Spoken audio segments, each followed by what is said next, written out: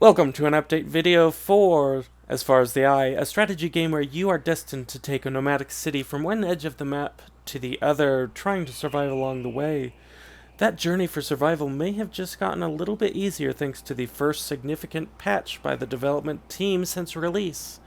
This is addressing the Vagaries system, the journey balance, traits, and tribes, so let's take a look. Here we see right away that a few things have been updated with Vagaries. There is a hidden harmony stat that will add or subtract Vagaries as the game goes on. This will now do so within a maximum cap so that fewer Vagaries are added. Overall though, there will be fewer Vagaries per halt. They've also removed overwork. Amnesia now removes 500 knowledge points instead of 200, and Rise of Waters can no longer occur less than 50 turns before the end of the halt. Overall, this is a more balancing and fair adjustment to ensure that the players know exactly what they're dealing with and have less unfair surprises along the way. And that seems to be the theme as we continue on with the patch notes.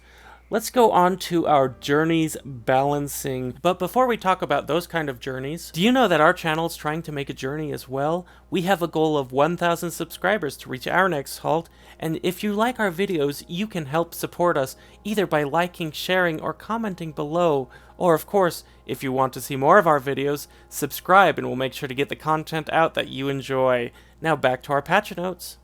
They do indicate they wanted to present a challenge, but don't want it to lead to unfair situations. For this, the diameter of the small steps have been increased by 1. Hovering the mouse over a more distant halt gives the cost necessary to reach it. Reduce the cost of distribution caravan knowledge from 600 to 300. And so what does all of this really mean? When we look at the journey from one place to another, we're going to see that we're going to have a better time going from here, the big balance halt, all the way to their eye. Not only will small halts be adjusted, but we can look out further and make sure that we are prepared to go from one goal to the other. Speaking of moving on, let's go to the tribes balancing portion of the patch, where we see that the northern tribe has received a little more attention than the other tribes. Here they will have a healer trait added to one of its members, and also the caravan will consume less cotton up until the point it's installed. However, all of the tribes have been adjusted to have a short game versus long game, with the long game only becoming available when the short game is completed. Here we see that a few things have been adjusted. Less information is available, but most of it remains true to what was previously here. We see that the West Tribe maintains its easiest difficulty in the short journey, however upgrades to a medium difficulty when taking the longer journey. The South Tribe and the East Tribe have respectively joined that easiest difficulty in the short journey.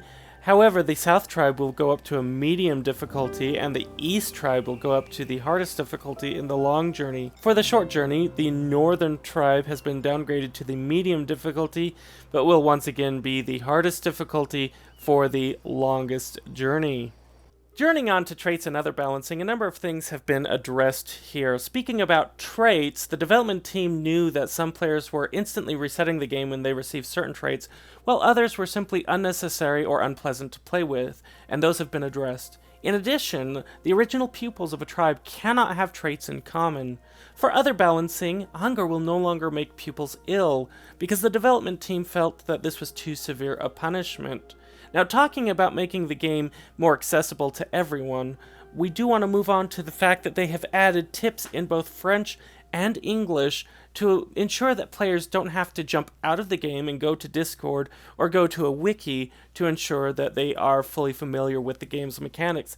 And I really applaud the development team for making sure this game is as accessible to everyone as it is to the gamers who choose those paths. The rest are quality of life and bug fixes that you can read about here, but overall, it really is a great example of a balanced patch. This is exactly what we like to see. If you've enjoyed this video and want to see more of this, let me know down below. Comment that these patches are helpful to you, or tell me that they're not.